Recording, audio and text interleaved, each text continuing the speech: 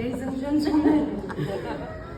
I do not like talking in front of large groups of people, so obviously I typed it all out so that I would not lose track of where I was. So here we are, Friday the 13th. Superstition tells us that it's bad luck. But after having a grandmother born on a Friday the 13th, and an unhealthy fixation on Halloween, you guys chose a good day. So, my name is Shauna. I'm the bride's older sister, for those that don't know me.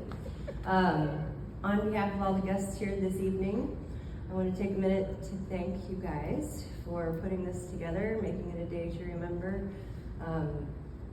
Kelly has been working her bum off to get this just right, so yeah. I've always admired her ability to plan ahead. People don't realize how important that is. She's well organized and has a good sense of logic. She was born with a calculator in one hand and an Excel document in the other. I spent most of her life trying to corrupt her. But I think she has too much of that Irish, Scottish, German stubbornness. So my attempts were all in vain. She's genuine. She knows who she is, what she wants, and she will not apologize for it. What you see is what you get. She doesn't try to portray herself as someone she isn't. Kelly, I couldn't be more proud to have you as my sister. You are strong-willed and fierce. Despite the type A personality, you still have a sense of adventure and wonder. You're caring, funny, loyal to a fault, and you love music almost as much as I do. You've always been by my side through thick and thin, ride or die. Sometimes Kelly would strategically get off the ride early and I'd keep going until it fell off the rails, but you could never question her loyalty. As my sister, you're my built-in best friend. Our mom tells us this story about when Kelly was a few days old. Mom woke up one morning and went into Kelly's room to get her out of her crib, and she was not there. And so she's frantically looking around the house for her. Eventually makes her way down the hallway to the living room, and there I am, 2.5 years old, sitting with her up over my shoulder in my tiny rocking chair. So I had somehow gotten her out of her crib, a 30-pound, 2.5-year-old, putting a 10-pound baby out of her crib, and walking down the hallway with her to sit in this chair. Like, I don't know. I don't know how that happened. Yeah. It's coming into light now. If only they had nanny cams back then.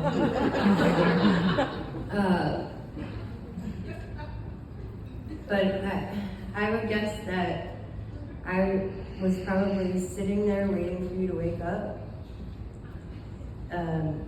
Purposely like clearing my throat or like tapping on your crib before you finally started to stir. I just couldn't wait to be with my new baby sister. I really only remember a feeling about that, a worry that she would wake up all alone and be scared, and I wanted to keep her from that. My first instinct with my siblings and anyone I love has always been to comfort and protect them.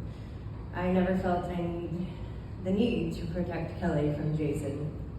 Even in the beginning of the relationship, when, like with many couples, there might be a short phase where they don't know exactly how the other partner feels about them. Despite her fear, I never doubted him. I'm so glad she found you, Jason. You two complement each other perfectly. Kelly says what she wants to do, and you know better than to argue.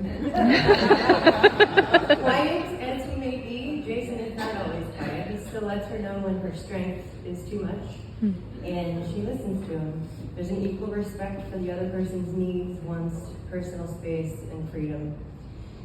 Jason likes to play golf regularly and clean his car for hours and hours. I've never once heard Kelly complain. In the about 14 years they've been together, Kelly and Jason seem to have figured out an important aspect in their relationship. And if nothing else, I believe we can all learn at least one thing from them: acceptance. I hear you, I get you, I accept you. I'm definitely no expert on relationships, but I believe that whether it be a hobby or just a feeling, accepting the other person for who they are and respecting how they feel and what they dream is a priceless thing to have and share with another person. And I think as long as you have that, you have what it takes to make it last. So let's raise our glasses again to this beautiful couple.